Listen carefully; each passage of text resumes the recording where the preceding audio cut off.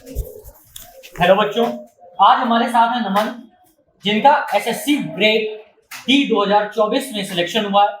आगे की सारी जानकारी आपको नमन देंगे और बताएंगे कि कैसे इन्होंने इस एग्जाम को क्रैक किया। सो हेलो एवरीवन, मेरा नाम नमन है। मेरा सिलेक्शन एसएससी स्टेनोग्राफर 2024 के थ्रू हुआ है with an all India rank 501 and the department is central board of indirect taxes and customs. Naman, आप अपनी एजुकेशन के बारे में बताएं कि आपकी स्टार्टिंग एजुकेशन कैसी थी और फिर आपने कैसे स्टेनो को सोचा कि मैं स्टेनो ही करूंगा। तो मेरी schooling ICSE board English medium में हुई थी और 12th मेरा 2021 में हो गया था। तो उसके बाद मैंने सोचा कि गवर्नमेंट सेक्टर में प्रिपरेशन करते हैं यहाँ के गवर्नमेंट सरकारी नौकरियों की। तो उसमें मैंने देखा कि स्टेनोग्राफी में इंग्लिश और रीजनिंग और जीए पूछा जाता है, मैथ्स नहीं पूछी जाती है। तो मैंने सोचा इसको पहले ही टारगेट करते हैं, तो उसके बाद उसी में प्रिपरेशन करने में लग गए। जैसे बहुत से बच्चों का टारगेट होता है, क्या आपका भी ये टारगेट रहा है कि मैं सीजीएल लड़ूंगा सबसे पहले, कि सीजीएल क्रैक कर लेते हैं बाकी, या एमटीएस कर लेते हैं, कि शुरू से आपका टारगेट स्टेनो ही था? मेरा स्टार्टिंग से ही टारगेट एसएससी स्टेनोग्राफर ही था। जब आपने तैयारी करने का मन बनाया तो सबसे पहला कदम आपने क्या किया? कैसे आपने रिटन की तैयारी करी? कहाँ पे आपने कोचिंग ज्वाइन करी? तो सबसे पहले मैंने सोचा कि जो सीबीटी की प्रिपरेशन होती है, 2 टियर होते हैं एसएससी स्टेनोग्राफर में। एक सीबीटी होता है, उसके बाद स्किल टेस्ट होता है। तो मैंने पहले ही डिसाइड कर लिया था कि सीबीटी की प्रिपरेशन मैं ऑफलाइन नहीं करूंगा, मैं ऑनलाइन ही करूंगा। और जो स्किल टेस्ट होता है स्टेनोग्राफी, उसकी प्रिपरेशन मैं ऑफलाइन करूंगा। तो उसके बाद मैं कोचिंग का मैंने पता किया, तो यहाँ का मुझे पता चला। मैं कार्तिक सर के पास आया, वहीं से मैंने ज्वाइन करी। तो वहाँ पे सीनियर्स भी मुझे मिले, तो उनसे और गाइडेंस मिली सीबीटी के बारे में। ठीक है, तो आपकी जो इसमें अगर हम ये देखें कि जो आपने एग्जाम क्रैक किया, तो ये जो एग्जाम था वो आपका पहला अटेम्प्ट में ही क्रैक हो गया या आपको इसमें 1-2 अटेम्प्ट देने पड़े? सीरियस वाला तो सेकंड अटेम्प्ट था। Second attempt. हाँ। पहला अटेम्प्ट क्यों रुक गया था? सबसे पहला अटेम्प्ट तो मैंने जब प्रिपरेशन स्टार्ट करी थी अक्टूबर मिड में, यहीं पर ज्वाइन किया था। तो उसी साल 19 नवंबर को एग्ज़ाम था। तो मैंने ऐसे ही, जैसे कोई बिगनर होता है, ज्वाइन करता है गवर्नमेंट सेक्टर में प्रिपरेशन के लिए आता है, तो एग्ज़ाम भर देता। तो मैंने ऐसे ही भर दिया था। टियर 1 निकल गया था, लेकिन वो फाइनल के लिए मार्क्स उसमें नहीं आए थे मेरे। तो इसके बाद आपका फिर यानी टियर 1 के जो फाइनल मार्क्स थे उसकी वजह से आपका रुक गया था। अच्छा, तो ये बताइए कि जो टियर 1 है और स्किल टेस्ट है, क्या दोनों की प्रिपरेशन सेम होती है? एक ही तरीके से दोनों की प्रिपरेशन कर सकते हैं या दोनों में डिफरेंस होता है? एसएससी स्टेनोग्राफर में तो टियर 1 और टियर 2 की प्रिपरेशन में बहुत डिफरेंस होता है। टियर 1, और ये भी बात है कि टियर 1 और टियर 2 की जो प्रिपरेशन होती है, आपको साइमल्टेनियसली करनी चाहिए एक साथ। ये नहीं कि टियर 1 पहले निकल जाएगा, उसके बाद हमें टियर 2 देना, तो ऐसे नहीं हो पाएगा। कई बच्चों के 170 के ऊपर तक मार्क्स आते हैं, लेकिन टियर 2 उनका नहीं निकल पाता। इसी वजह से ही कि कंपटीशन इसमें कम है। ठीक है, तो आपने ये जो तैयारी करी, ठीक है, रिटन की तैयारी करी, स्किल की तैयारी करी, तो क्या रिटन की तैयारी और स्किल की तैयारी आपने साथ साथ चालू कर दी थी या अलग अलग चालू कर दी थी? कुछ टाइम पहले आपने सोचा कि पहले रिटन की तैयारी कर लेते हैं फिर स्किल की तैयारी चालू करेंगे, या आपने रिटन भी चालू किया और स्किल भी चालू कर दिया? मैंने 2022 में जब ज्वाइन करी थी ये कोचिंग, तो मैंने रिटन और स्किल दोनों की प्रिपरेशन एक साथ स्टार्ट करी थी। लेकिन बीच बीच में मेरी ग्रेजुएशन भी चल रही थी, तो मैं एग्जाम जब उसके आते तो मैं छोड़ दिया करता था। आप कितनी देर पढ़ते थे एक दिन में? जैसे बहुत सारे बच्चे क्या है कि बताते हैं कि भाई मैं तो सारा दिन फोन ही चलाता था, ठीक है, और 2 घंटे पढ़ लेता था, बाकी मैं इंस्टाग्राम चला रहा था और मेरा सिलेक्शन हो गया। तो क्या ये रियलिटी है, ऐसा होता है कि आप 2 घंटे पढ़ के एग्जाम क्रैक कर सकते हैं? नहीं नहीं, वो सब बकवास करते हैं। वो सब never believe in toppers talk. तो आपको ऐसा नहीं टारगेट बनाना चाहिए कि 8 घंटे पढ़ूंगा, 10 घंटे पढ़ूंगा। भले फिर कॉपी निकाल के कॉपी की शक्ल ताक रहे हो, क्या तो 8 घंटे हो गए, 10 घंटे हो गए, पढ़ाई क्यों नहीं हो पाई? आपको टारगेट बेस्ड स्टडी करनी चाहिए, भले उसमें 4 घंटे में ही आपका सिलेबस कंप्लीट हो जाए। तो क्या बताओ कि आप जब तैयारी आपने करने का डिसाइड किया तो आप टॉपिक वाइज पढ़ते थे? जैसे आप 8 घंटे या 4 घंटे जो भी पढ़ते थे, तो घंटे के हिसाब से आप सब्जेक्ट को दे देते थे कि या एक डिसाइड कर लेते थे कि आज मुझे ये टॉपिक खत्म करना है? मैं टॉपिक वाइज ही पढ़ता था। ऐसे नहीं कि घंटे बांट दिए, 2 घंटे इंग्लिश को देना है। भले इंग्लिश में सब आता है, आपका अच्छा चल रहा है, फिर भी 2 घंटे देने से क्या फायदा? इससे अच्छा उसमें दो जिसमें आपको नहीं आता है, जो सब्जेक्ट आपका वीक है उस पे ज्यादा ध्यान देता था। अच्छा, तो जैसे आपने देखा कि यहाँ पर अगर आप देखोगे तो 100 नंबर की इंग्लिश आती है जो कि मेन पार्ट है, ठीक है। तो इसमें बहुत सारी चीजें होती है, नरेशन, वोकैबुलरी, ठीक है, क्लोज टेस्ट वगैरह वगैरह। और बहुत सारे बच्चों को प्रॉब्लम भी यही आती है, ठीक है, क्लोज टेस्ट को लेकर के। और जो आपके क्या आते हैं, पैराजम्बल्स आते हैं, इनकी तैयारी आपने कैसे करी?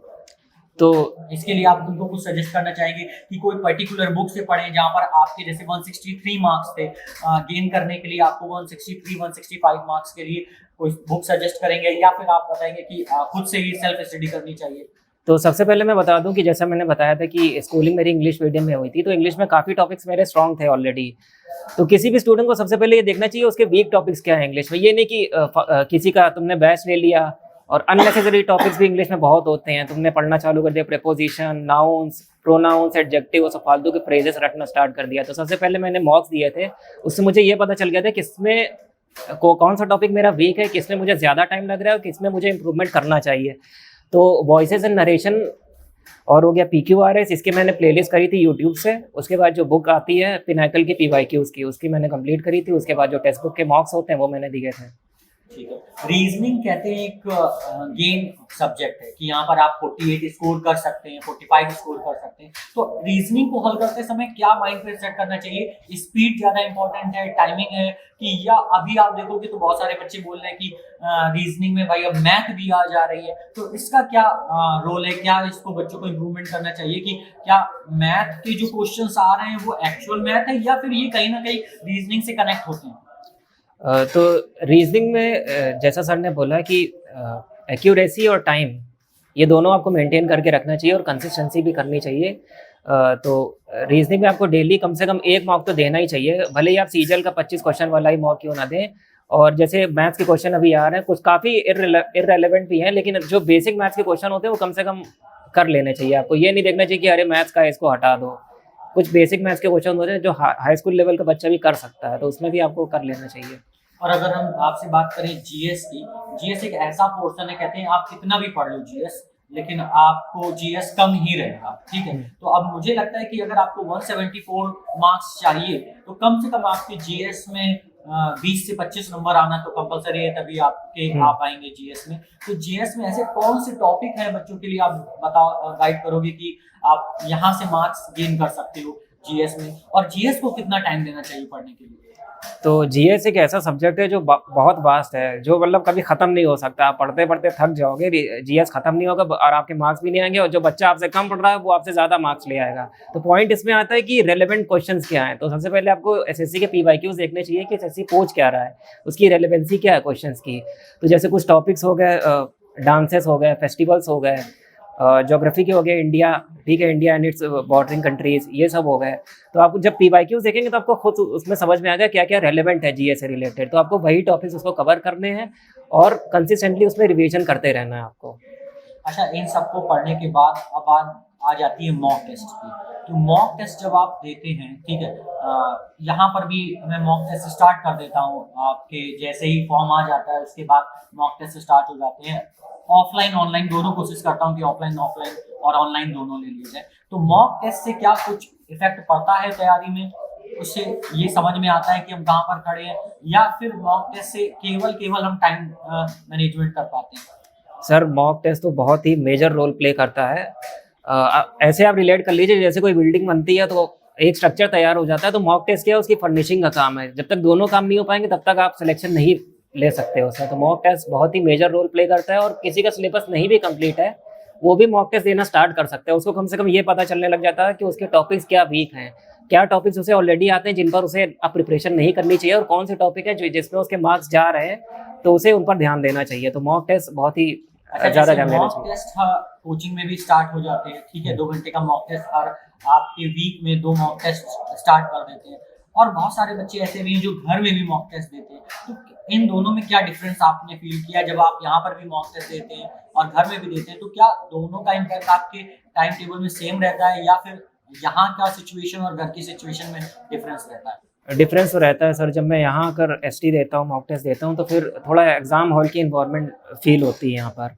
जैसे एग्ज़ाम हॉल में एंग्जाइटी होने लगती है बच्चों को, वो घर के मॉक्स में नहीं होती है। आप भले कितने अच्छे से परफॉर्म कर सकते हैं, घर में आप ऑलरेडी सबको शांत करा देते हैं, रात के 2 बजे मॉक दे रहे हैं, सुबह 4 बजे दे रहे हैं, लेकिन एग्जाम हॉल में ऐसा नहीं हो सकता है। क्या पता पीछे लड़ाई करके आए हो, बाहर के आपने किसी से बात कर ली है, वो भी आपको बहुत अफेक्ट करता है माइंड को। और उस 2 घंटे में आपको मतलब आपकी जो मेंटल कंडीशन जो होती है उस 2 घंटे में, वही आपका फ्यूचर डिसाइड करती है। तो कोचिंग में अगर आपको मॉक देने का मौका मिल रहा है तो आपको अटेम्प्ट करना चाहिए। एग्जाम हॉल की आपको एक्सपीरियंस मिलता है उससे।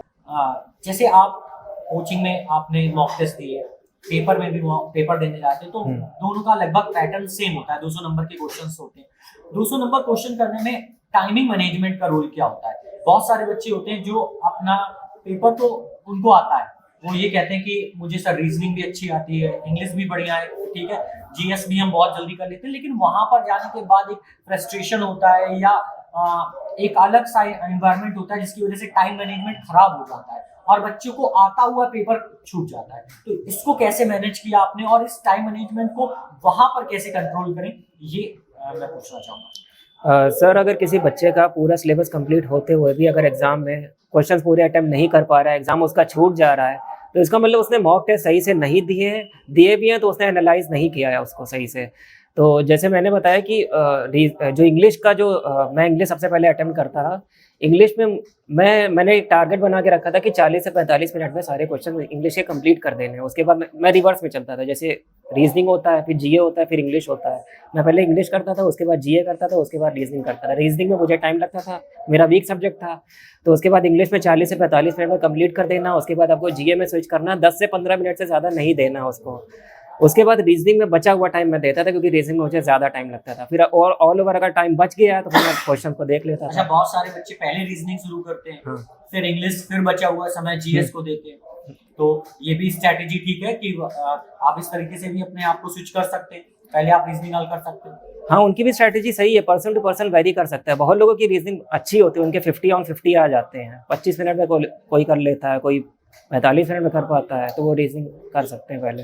चलिए, अब बात करते हैं आपकी स्टेनो की। स्टेनो आपने कब सीखना शुरू किया और आपको डिक्टेशन में महारत हासिल करने में कितना समय लगा?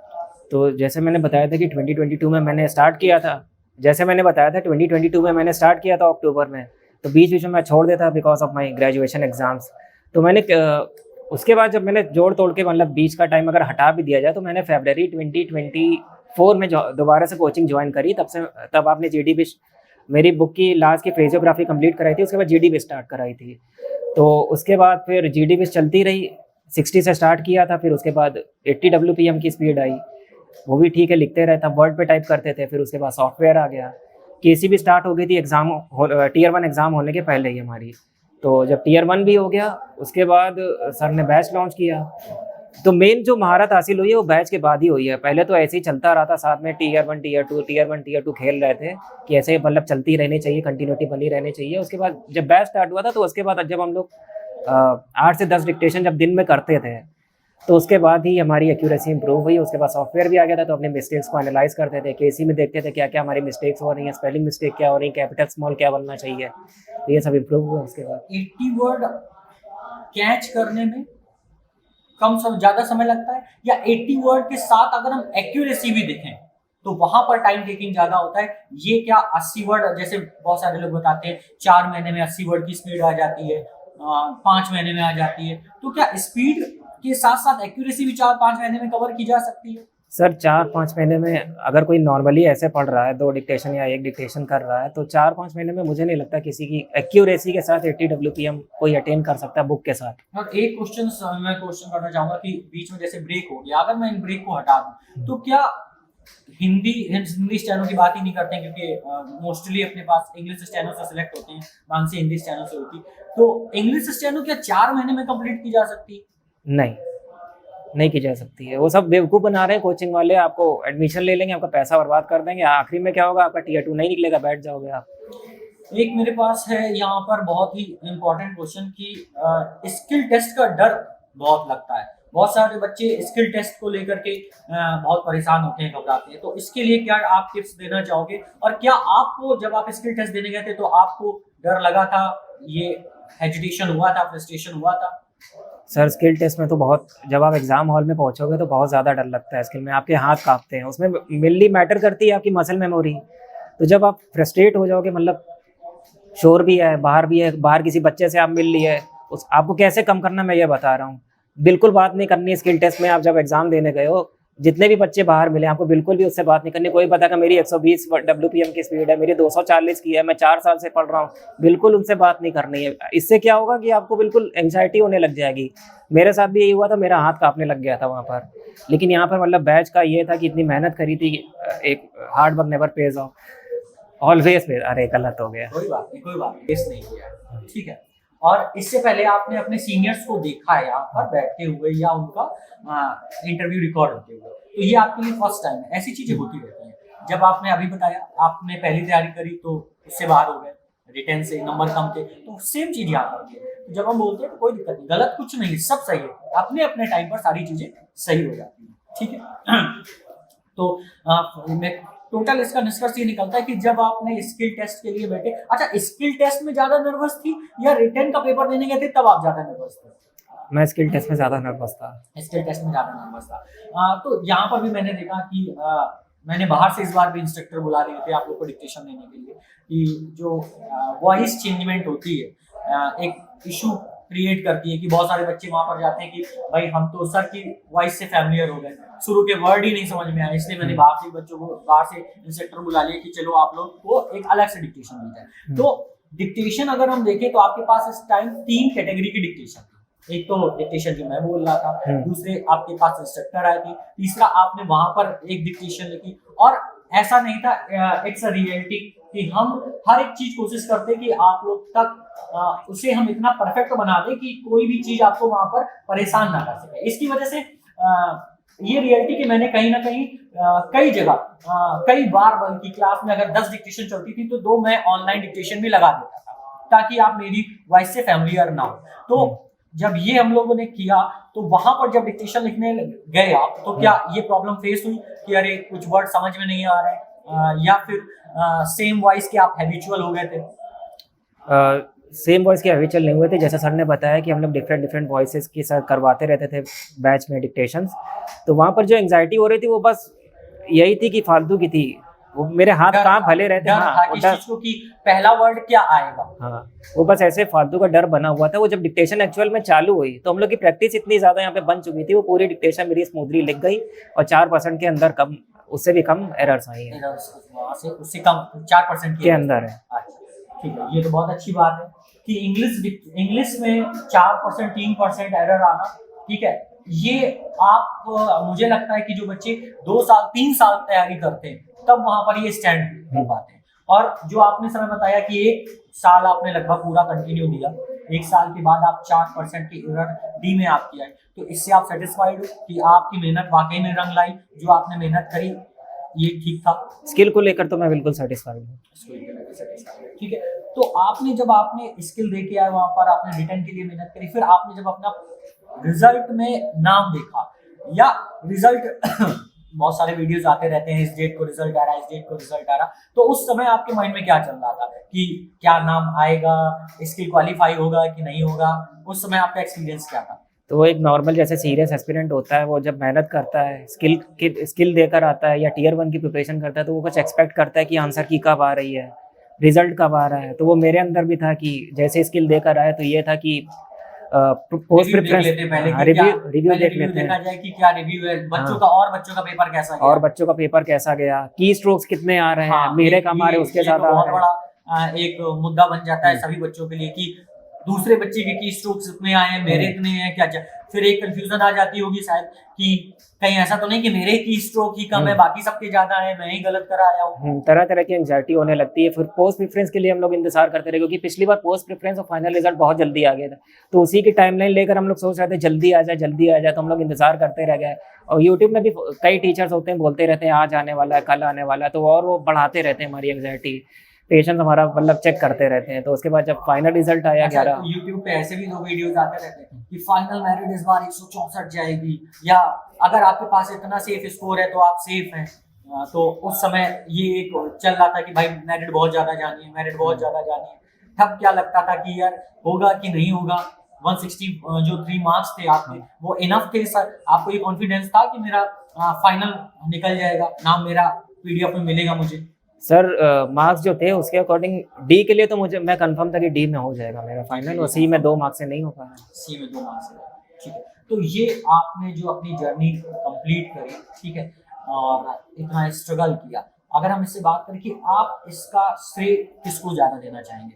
आपकी लाइफ में सबसे इम्पोर्टेंट रोल इस जर्नी में किसका रहा?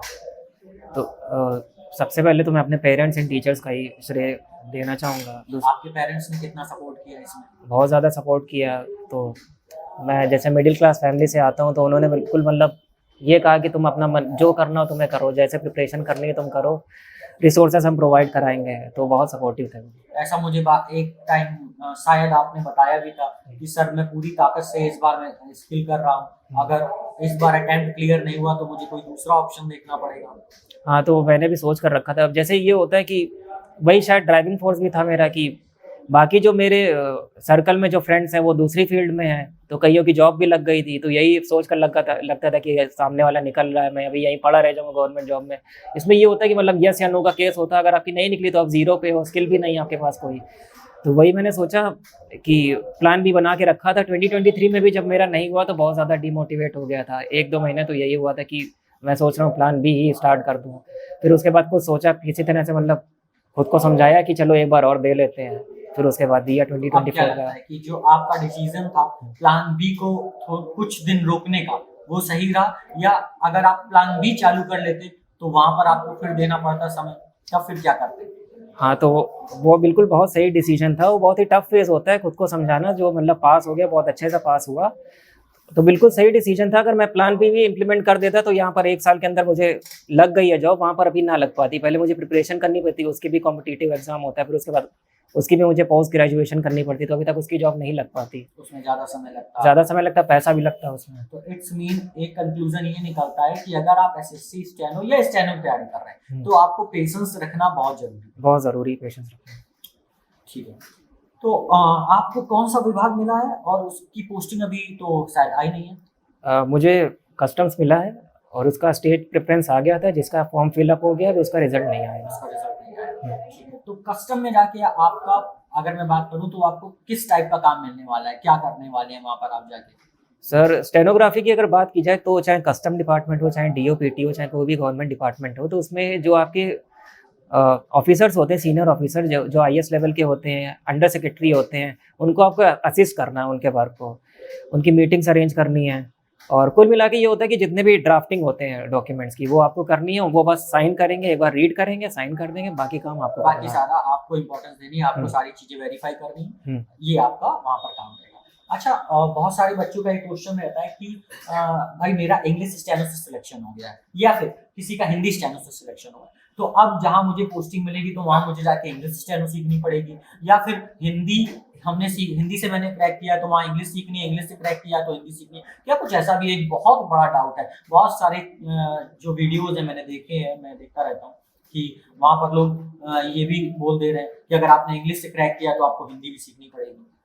सर, जैसा ये नोटिफिकेशन में भी लिखा रहता है कि अगर आप हिंदी स्टेनो से बनकर आते हैं तो आपको इंग्लिश सीखनी पड़ेगी, लेकिन ऐसा कुछ होता नहीं। अभी तक मेरे सुनने में कोई सेलेक्टेड स्टूडेंट नहीं आया जिसने ये बोला हो कि हिंदी से मेरा हुआ, मुझे इंग्लिश सीखनी पड़ रही है। इवन इंग्लिश से भी आपका हुआ है तो मैंने तो ये सुना है कि इंग्लिश स्टेनो भी मुश्किल से ही 1-2 साल लोगों का सिलेक्शन हुए हो गया, और मुश्किल से उन्होंने स्टेनो लिखी हो डिपार्टमेंट में। हाँ। अच्छा, इससे पहले आपकी फैमिली की अगर हम बात करें तो आपकी फैमिली में बहुत सारे रिलेटिव होंगे जहाँ पर लोग आपसे पहले हो सकता है कि गवर्नमेंट जॉब में लग गए या फिर वो प्राइवेट में कर रहे हैं। उस समय आप क्या फील करते थे कि यार घर में बाकी लोग लगे जा रहे हैं और अभी मेरे घर की सारी नजरें मेरे ऊपर टिकी हुई है, वो फिर के पापा भी कह देते हैं आकर के वो फलाने का गुप्ता जी का लड़का लग गया, तुम क्या कर रहे हो? क्या कुछ ऐसा भी आपने फेस किया? बिल्कुल, जैसे इंडियन फैमिली है। गुप्ता जी का लड़का आपके आसपास कोई था कि नहीं था? गुप्ता जी क्या, बहुत ही गुप्ता जी, शर्मा जी सब फेमस रहते हैं। अब इंडियन फैमिली, इंडियन पेरेंट्स है तो कुछ ना कुछ तो सुना ही देते हैं।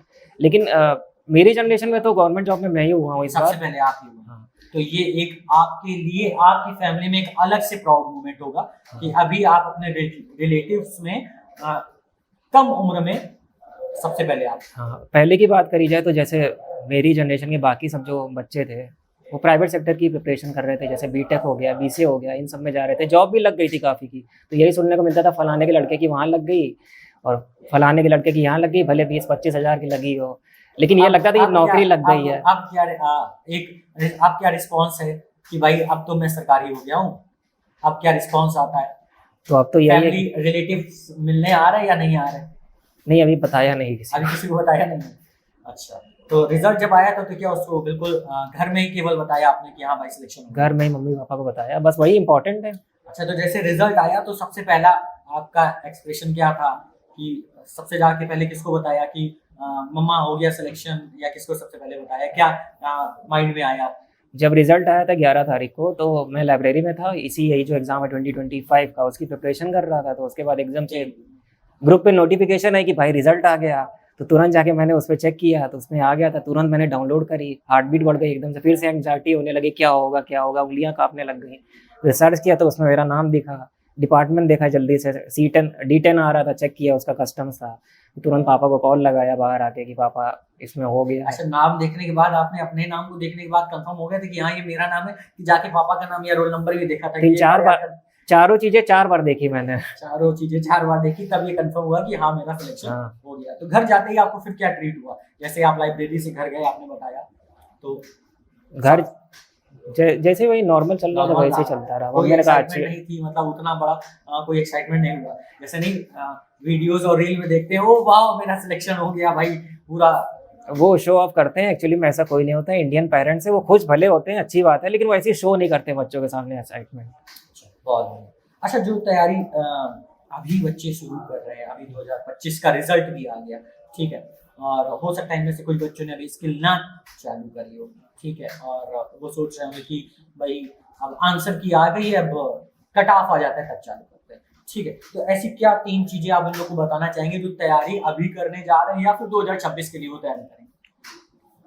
अगर 24 के लिए आप एक्सपेरेंट हो, अगर आप चाहते हो 24 के तो भी 25 सिलेक्शन हो जाए। 24 में तो आप कहोगे। अच्छा हाँ, कट कर दें।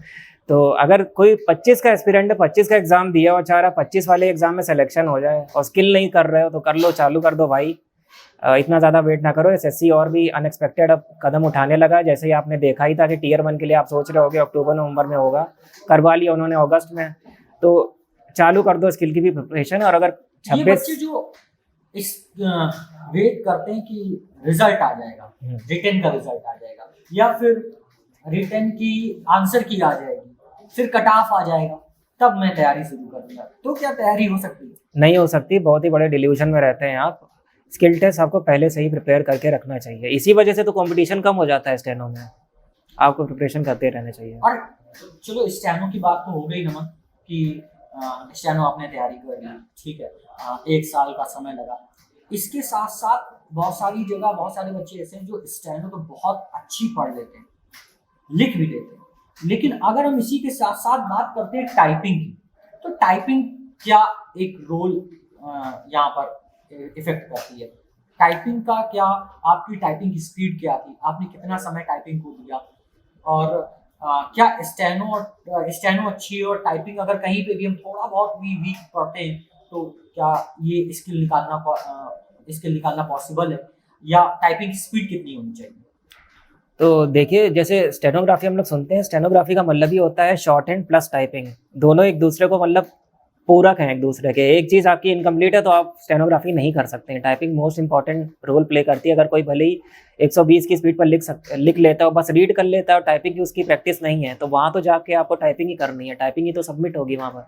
तो टाइपिंग का, जैसे मैं यहाँ पर ज्वाइन करी थी तो सर स्टार्टिंग में टाइपिंग का एक कोर्स कंप्लीट कराते हैं जिसमें 1-2 महीने लग जाते हैं। तो 1 से 1.5 घंटे आपको टाइपिंग पहले करनी चाहिए स्टार्टिंग में। सिलेबस सबसे पहले टाइपिंग का भी होता है, ऐसा नहीं होता कि कुछ भी टाइप करना चालू कर दो हो जाएगा। नहीं, एक ये भी एक है, अब आपने ये बोला तो मैं जरूर इसमें इंटरफेयर करूंगा कि ऑनलाइन टाइपिंग भी सीखी जा सकती है, सॉफ्टवेयर से भी टाइपिंग सीखी जा सकती है। तो आपने क्या सीखा था, ऑनलाइन सीखी थी या सॉफ्टवेयर से सीखी थी, या आपने कैसे स्टार्ट करी थी टाइपिंग? मैंने कोई टाइपिंग का सॉफ्टवेयर नहीं लिया था, मैंने कोचिंग ज्वाइन करी थी। स्टार्टिंग में वर्ड पे ही सर ने जो शीट्स दी थी उसको देखकर टाइप करना रहता है। उसमें लिमिट देते थे कि 3 दिन में आपको ये चैप्टर कंप्लीट करना है। तो कई चैप्टर थे उसमें कंप्लीट करते करते उसी के साथ आपकी जो स्पीड होती है वो बिल्ड होने लग जाती है। तो 1 महीने के बाद जब आपका सिलेबस कंप्लीट होगा तो उसके बाद सर आपको मैटर देंगे। तो मैटर आपको वही 1 घंटे में 1500 वर्ड टाइप करने रहते थे। फिर उसी की धीरे धीरे करके प्रैक्टिस बनती है। ये होता कितनी की है। स्पीड आ गई थी आपकी फाइनल पर जाते जाते? फाइनल पर जाते जाते 40-45 WPM की आ गई थी स्पीड। 45 WPM की आ गई थी। अगर मैं ये कहूँ कि अगर अब मैं कुछ बैच के बारे में बात करता हूँ कि आपने 8 घंटे का बैच ज्वाइन किया था, उसमें आप डिक्टेशन कितनी लिख लेते थे और यहाँ से जाने के बाद क्या फील करते थे? भाई 8 घंटे आप लगातार सुबह में भी 8 बजे यहाँ पर 8 बजे आ जाते थे, सवा 8, साढ़े 8 एक था। इसके बाद फिर 5 बजे 6 बजे छुट्टी होती थी। तो इस दौरान आप क्या-क्या करते थे? टाइपिंग कितनी का मैटर करते थे? फिर यहाँ से जाने के बाद क्या करते थे? क्या फील होता था आपको कि भाई अब रोक देना चाहिए या फिर देखेंगे? इसका एक्सपीरियंस है। तो जब आंसर किया गया उसके बाद बैच स्टार्ट हुआ हम लोग का। तो जैसे कोई बच्चा होता है जो पहले स्टार्टिंग में 2 ही 3 डिक्टेशन लिखने की जिसकी आदत हो, कोचिंग में बैठने की 1-2 घंटे से ज़्यादा बैठने की आदत ना हो, एकदम से उसे 8 घंटे बिठाया जाए तो फ्रस्ट्रेशन बहुत होती थी। और सर यहाँ पर 8 से 10 डिक्टेशन लिखवा के ही जाते थे। लिखनी है और आपको रीड करनी है, उसके बाद टाइप भी करनी है, उसके बाद एनालाइज भी करनी है। ये सब करने के बाद तुरंत आपको वापस से बैठना है और दोबारा दूसरी डिक्टेशन लिखनी है। तो ये दिमाग बिल्कुल फ्रस्ट्रेट होने लग जाता था। लेकिन सर कहते थे कि करते रहो, बीच बीच में कभी ब्रेक भी दे देते थे कि हेड डाउन कर लो। तो घर जाने के बाद फिर ये होता था कि चलो सो जाते हैं, फिर उसके बाद सर की कॉल आ जाती थी कि फिर से लिखो, अभी 4 डिक्टेशन और है। लिमिट देते थे कि ये इतनी करके मुझे भेजना है आपको रीड करके। तो ये चलता रहता था। गुस्सा आती थी यहाँ पे? बहुत फ्रस्ट्रेशन होती थी स्टार्टिंग में तो कि मतलब क्या करवा रहे हैं, 8-10 डिक्टेशन एकदम से लिखवाने लगे, 2 पहले लिखते थे। लेकिन ये भी था कि स्किल टेस्ट बहुत इंपॉर्टेंट होता है, तो हमसे ज़्यादा चिंता सर को थी कि स्किल की, स्किल तुम लोग का निकलना चाहिए। और शायद अगर मैं स्किल की बात करूँ तो फ्रॉम स्टार्टिंग जब बैच शुरू किया था तब भी मैंने आप लोग से यही प्रॉमिस किया था कि बैच में जितने हैं उन सबका स्किल क्वालिफाई होगा, रिटर्न की मैं गारंटी नहीं दे सकता। तो उस बैच के बच्चे का स्किल सभी का क्वालिफाई हुआ या कुछ रह गए? स्किल तो सभी का क्वालिफाई हो गया है, सभी जितनों को मैंने एरर्स का मतलब जो एक लिमिट होती है उसके नीचे ही है। लिमिट के नीचे ही है सबकी एरर्स। इंग्लिश में आपके लगभग 6 से 7 लोग जो थे उन सबका स्किल निकल गया? हाँ, इंग्लिश में सबका स्किल निकला है। ठीक है। तो यहाँ से जाते थे तो घर पहुँच गए, 8 घंटे यहाँ लिखी। फिर ट्यूशन भी पढ़ाना होता था तुम्हें? ट्यूशन भी आपको पढ़ाना होता था। फिर वहाँ से आते थे, फिर लिखाने लगते थे। तो कभी कभार ऐसा नहीं आता था कि यार अब ज्यादा हो रहा है, छोड़ देना चाहिए, इतने में तो निकल ही जाएगा? हाँ, ऐसा लगता था कि इतने में तो निकल ही जाएगा, कि अब इतना ज़्यादा क्या करना। केसी हम लोग की सबने पूरी कंप्लीट करा दी थी, उसके बाद रिवीजन कराने लग गए थे। हम लोग ये सोचते थे कि बच्चे तो स्टार्टिंग की 6 डिक्टेशन करते हैं, आखिरी की 6 करते हैं, उनका निकल जाता है। हमारी पूरी कंप्लीट भी करा दी, उसके बाद भी रिवाइज कराए जा रहे हैं सर। मतलब क्या चल रहा है, ये लगता था कि छोड़ें। या सर मांगते थे डिक्टेशन, हम लोग सोचते थे कुछ भी लिख के ऐसे भेज देंगे। लेकिन बाद में सोचते थे क्या मतलब, अब सर भेज रहे हैं, इतना ध्यान दे रहे हैं, चलो लिख ही लेते हैं। तो इसका एक आपको वहाँ पर बेनिफिट मिला कि जब डिक्टेशन हुई तो डिक्टेशन जब आपको भूली गई तो वो फैमिलियर रही या नहीं रही? डिक्टेशन का बेनिफिट तो वहाँ पे बहुत ही अच्छे से मिला ना। फैमिलियर डिक्टेशन थी वो, जब स्टार्ट हुई वो डिक्टेशन एक्चुअली जो ग्रेड सी वाली थी वो हमारी की हुई थी। जब वो स्टार्टिंग में उन्होंने बोलना स्टार्ट किया तो वो मैं समझ गया था कि ये तो हम लोगों ने की है, ये तो लिखी हुई है। तो 8 घंटे का यानी जो बैच में चालू करता हूँ उसकी मेहनत रंग लाती है वहाँ पर? जी बिल्कुल। ठीक है। तो यहाँ पर आपके पास एक नेक्स्ट क्वेश्चन है कि तैयारी के दौरान बहुत सारे बच्चे निराश हो जाते हैं बीच में, कहीं रिटर्न से, या फिर बोरिंग होने लगते हैं, कितना पढ़ें, ठीक है? तब आपने अपने आप को कैसे संभाला? हाँ, तो ऐसा फेज मेरा वही 2023 में आया था, जब मेरा फाइनल सिलेक्शन के तो मार्क्स थे लेकिन स्किल मेरा नहीं निकला था। तो वही मैं सोच रहा था कि इतनी मेहनत करी मैंने टियर 1 के लिए और आखिरी में क्या है, सिलेक्शन ही नहीं हुआ। तो ये मतलब ये सोचना चाहिए कि मतलब 1 साल और आप दे लें और अच्छे से पढ़िए।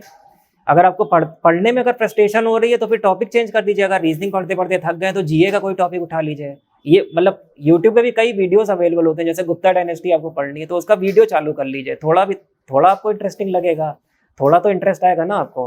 अब इतना भी नहीं आ रहा, मतलब थोड़ा तो डेडिकेशन बनाओ। उसको आपने ख़त्म कर लिया तो उसके बाद रीजनिंग उठा लीजिए। रीजनिंग में जो इजी वाले टॉपिक है उसको उठा लीजिए। अगर आपको फ्रस्ट्रेशन हो रही है टफ वाले पढ़ते पढ़ते तो मैं टॉपिक चेंज कर लेता था। जब बोर होने लगते थे तो हम टॉपिक चेंज कर लेते थे, थोड़ा बहुत इंटरेस्ट फिर से आ जाता। कौन सी ऐसी गलती है जो बच्चों को नहीं करनी चाहिए इस तैयारी को करते समय? सबसे बड़ी गलती तो यही है कि मतलब स्किल को हल्के में मत लो। लोग बोलते हैं कि टियर 1 निकाल लो, उसके बाद 2 महीने में स्किल हो जाएगा आपका, पहले टियर 1 पे ही ध्यान दे लेते हैं। तो ऐसा बिल्कुल नहीं आपको करना चाहिए। और जो टियर 1 की प्रिपरेशन की मैं बात करूँ तो सबसे पहले आपको सिलेबस कंप्लीट करना चाहिए। और ये नहीं सोचना चाहिए कि टीचर ऑफलाइन कोचिंग ज्वाइन कर ली तो टीचर के भरोसे बैठ गए टियर 1 में। तो मॉक टेस्ट बहुत ज़रूरी है, मॉक टेस्ट आपको देते रहना चाहिए। भले आप सेक्शनल दें लेकिन डेली के आपको टेस्ट ज़रूर देने हैं, क्योंकि इससे आपकी जो गट मेमोरी है, जीए में जो होती है कि आपको कौन सा क्वेश्चन छोड़ना है, किस पे तुक्का मारना है, कौन सा आपको आता है। पूरे के पूरे जो 200 क्वेश्चन होते हैं रीजनिंग, इंग्लिश, जीए, ये पूरे पूरे आपके करने के लिए नहीं दिए जाते हैं, उसमें आपको छोड़ने की भी एक कला होती है। तो मॉक टेस्ट, सेक्शनल टेस्ट बहुत इंपॉर्टेंट होते हैं आपके लिए। टीयर 2 की जो जर्नी है बेसिक स्टैंडर्ड से लेकर के एडवांस तक, अगर आप इसे डिवाइड करोगे कि कितने दिन में फिटमैन खत्म होनी चाहिए, कितने दिन में स्पीड एक्यूरेसी आनी चाहिए, तो ये क्या बच्चों को आप बताना चाहोगे कि इतना समय तो आपको देना ही है? अगर स्किल की बात करी जाए तो मिनिमम आपको 1 साल तो डेडिकेट होके देना ही चाहिए स्किल के लिए, एक्यूरेसी मेंटेन करने के लिए, हाँ, स्पीड मेंटेन करने के लिए। और बहुत सारे आपने देखे होंगे ऐसे भी वीडियोस हैं आजकल कि 120 वर्ड पर मिनट लिख रहा है, तो 120 वर्ड की स्पीड अगर हमें लानी है, कितनी मेहनत करनी चाहिए फिर हमें स्किल के लिए?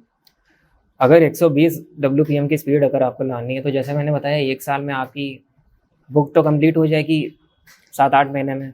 उसके बाद 80 WPM पे आप आएंगे धीरे से, 2-3 महीने बाद फिर धीरे धीरे आपको, ये ऐसा नहीं कि स्पीड बढ़ाते ही चले जाएं, एक्यूरेसी गिरती जा रही, स्पीड बढ़ाते चले जा रहे हैं, उसका कोई फ़ायदा नहीं है। 80 WPM पे आप अगर आपकी कम से कम 80 जैसे सर का सॉफ्टवेयर है वो फुल मिस्टेक काउंट करता है, अगर उसमें 80% के ऊपर एक्यूरेसी आ रही है तो उसके बाद फिर आपको 5 WPM से बढ़ा देनी चाहिए स्पीड। अब जैसे मैं बताऊं कि जो सॉफ्टवेयर उस टाइम था अभी मैंने चेंज करा दिया, अब आप उसमें 60 वर्ड से लेकर के 120 वर्ड की अलग अलग स्पीड पे भी लिख सकते हैं।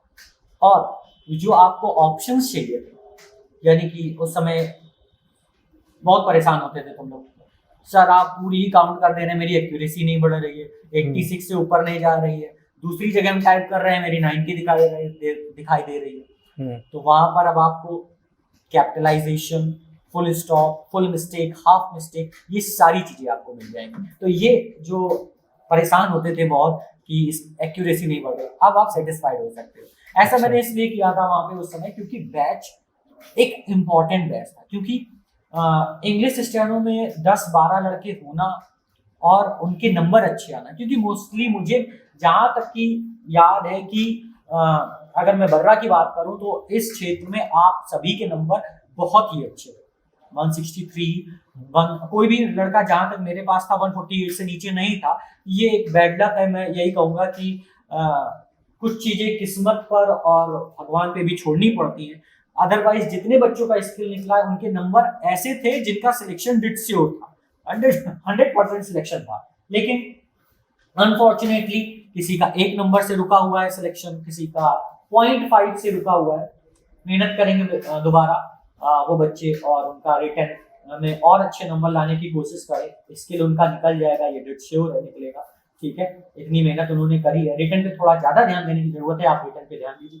ठीक है, यही मैं बोलूंगा। और इसके बाद स्किल की आप चिंता न करें, स्किल के लिए जैसा मैंने आपसे कहा था इतनी चीजें प्रोवाइड करा दूंगा उस समय भी जब मैंने आपको प्रोवाइड कराई थी। अब भी जो 8 घंटे का बैच गणेश चतुर्थी से स्टार्ट होने वाला है, ऐसी ऐसी फैसिलिटीज और इतनी नई चीजें मैं ले आऊंगा कि किसी भी बच्चे को स्किल में प्रॉब्लम नहीं हो। जो थोड़ी मोड़ी आपको फेस हुई, मुझे लगता है कि जहां पे आप परेशान हो रहे थे वो आपके लिए पॉजिटिव वहां पर रहा, क्योंकि जो आपका 2024 का स्किल था वो भी बहुत फ्रस्ट्रेशन था। हिंदी वाले बोल रहे थे कि अनसीन मैटर आ गया, और उस समय शायद हिंदी का पहले हुआ था स्किल, हिंदी का पहले हुआ, इंग्लिश बाद में था। तो क्या दिमाग में था कि कहीं अगर हमें इंग्लिश अनसीन बोल दिया गया तब क्या होगा? वही हम लोग को भी लग रहा था हमारे में जनरल मैटर ना आ जाए। अब ये था कि प्रिपरेशन करके गए, अब भगवान के ऊपर छोड़ आ जाता तो लिख लेते हैं। अब जैसे लिख लेते हैं। चलो, तो मैं लास्ट में आपसे बस यही पूछूंगा कि क्या बच्चों को आप बताना चाहते हो, एक आखिरी इस जर्नी के पूरा कंप्लीट करने के बाद, सिलेक्शन लेने के बाद आप बच्चों से क्या कहना चाहोगे, क्या करना चाहिए उनको, कोई एक ऐसी टिप्स जो सबके लिए इम्पोर्टेंट? बच्चों को मैं यही बताना चाहूँगा कि अगर आप एसएससी स्टेनोग्राफर की प्रिपरेशन कर रहे हैं तो टियर 2 और टियर 1 दोनों को साइमल्टेनियसली प्रिपेयर करना है आपको, किसी को भी हल्के में नहीं लेना है। टियर 1 की बात करूँ तो सबसे पहले आपको सिलेबस कंप्लीट करना है। फ्री प्लेलिस्ट अवेलेबल है यूट्यूब पर, आप उससे कर सकते हैं। नहीं, अगर आपको नहीं समझ में आता, कंसिस्टेंसी नहीं मेंटेन कर पाते हैं तो आप किसी टीचर का बैच ले सकते हैं। और टॉपिक वाइज आप टारगेट बनाकर पढ़िए, कि ऐसा नहीं कि 8-10 घंटे की लाइब्रेरी कर ली और वहाँ जाके टाइम वेस्ट कर रहे हैं। टॉपिक वाइज पढ़िए, भले जितने घंटे में टॉपिक कंप्लीट हो। टीयर 2 साइमल्टेनियसली करते रहिए। एग्जाम होते होते मतलब टीयर 1 जब तक आपका एग्जाम होगा तो उसको मतलब स्टेनोग्राफी ऐसे करिए कि उसकी कंसिस्टेंसी बस बनी रहे, स्पीड आपकी ना जाए। 2 डिक्टेशन लिखते रहिए सिलेबस बुक कंप्लीट होने के बाद। जब एग्जाम कंप्लीट होगा उसके बाद सर बैच स्टार्ट कर ही देते हैं, तो उसके फिर आपको सर बताएंगे कैसे करना है। और स्ट्रैटेजी आपको अपनी खुद से बनानी है। सिलेक्टेड स्टूडेंट जो होते हैं, सीनियर जो होते हैं, मेंटर्स होते हैं, आपको बस गाइड कर सकते हैं। आपके टॉपिक कौन से वीक हैं ये आपको खुद पता है, या आप मॉक टेस्ट देंगे, आपको खुद एनालिसिस करना पड़ेगा उसका। तो यही है कि अपने अकॉर्डिंग टाइम दीजिए सब्जेक्ट्स को। आपके सीनियर्स ने आपको कुछ गाइड किया, उनसे कुछ बेनिफिट मिला आपको? सीनियर्स ने बहुत गाइड किया, बताते रहते थे, मैं भी उनसे पूछता रहता था कि भैया इसमें क्या करना है, ये समझ नहीं आ रहा, इसको मैं कहाँ से पढूं, कितनी डिक्टेशन लिखूं, इसमें क्या कैपिटल स्मॉल बनेगा, तो वो गाइड करते रहते थे सीनियर्स। ठीक है, बहुत बढ़िया। तो अब आप सिलेक्ट होने के बाद आने वाले एग्जाम के लिए फिल फॉर्म करेंगे कि सेटिस्फाइड है कि अब डी मिल गया, मैं यहीं पर ही रुकूंगा? अभी मैं होम पोस्टिंग के लिए अप्लाई करूँगा होम पोस्ट आगे के एग्जाम्स में। हमें ये नहीं समझ में आता है कि सिलेक्शन लेने के बाद फिर आप लोग सीटें क्यों खाते, बाकी लोग के लिए क्यों नहीं छोड़ते? जहाँ मिल जाए वहीं पर ज्वाइन कर लो। अब कंपटीशन एक युद्ध है, मतलब सबको लड़ना है, उसमें सब फेयर है। सब फेयर है, एक सीट ले लिए अगली बार फिर लेंगे, इसी वजह से कंपटीशन बढ़ा। नहीं, अगली बार की लेंगे तो अपनी वाली छोड़ेंगे भी तो तो वो तो बाद में छूटेगी ना। हाँ, वो तो बाद में ये बात छूटेगी। सही है। अब एक बार 163 नंबर लाए हो, जब दोबारा फॉर्म डालोगे तो इससे कम तो लाओगे नहीं, नहीं इससे कम क्या लाना आप। है ना? सी भी लड़ोगे, डी भी लड़ोगे, सी की एक सीट खाओगे, डी की भी खाओगे। तो ये जो बाकी बच्चे हैं ये क्या करें? प्रिपेयर करें अच्छे से, और मतलब कि आपसे लड़ने के लिए और ज्यादा तैयारी करें। हाँ, और ज्यादा तैयारी करें। ठीक है, तो समझ रहे हैं आप सभी बच्चे, आपको बाहुबली बनना है, तभी आप ऐसे बच्चों से लड़ पाएंगे। ये हर साल सीट एक खाएंगे, ये बात तय है। अभी इनका एक बहाना है कि हमें होम टाउन मिल जाए, फिर जब इनको होम टाउन मिल जाएगा तभी कहेंगे अब हम ग्रेड सी के लिए लड़ लेते हैं।